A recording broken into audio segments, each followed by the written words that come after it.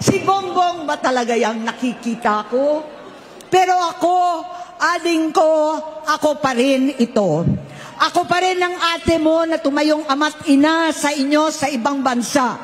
Ang kasama no sa sumubok na sanggain lahat ng sakit para sa iyo. Ang kapatid mo na hindi mo kailangan hingan ng tawad dahil agad ka nang iniintindi at tatanggapin dahil mahal kita. Nasa Bagong Tipan, kay Lucas, Kapitulo 17, versikulo 3 hanggang 4. Kung magkasala ang iyong kapatid, sawayin mo siya. At kung siya'y magsisi, patawarin mo siya.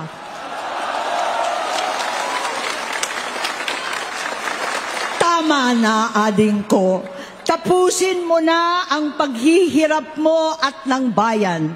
Gaya noong umalis tayo sa palasyo, kaya ko pa rin hawakan ang iyong kamay, huwag kang matakot. Malaki na ang dulot sa iyo ng droga. Sinisisi ko ang sarili ko dahil hindi ako nakinig sa mga sumbong. Hindi ako nakialam. Hindi ako maniwala.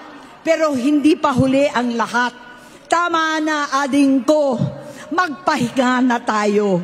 Umuwi na tayo. Magpagamot, magpagaling at nangangako ako. Hindi ako malilingat, hindi ako magkukulang. Lahat ng kasama mo ngayon, hindi natin kasama sa pinakamadilim na bahagi ng buhay natin. Kasama mo sila ngayon dahil nasa taas ka pa.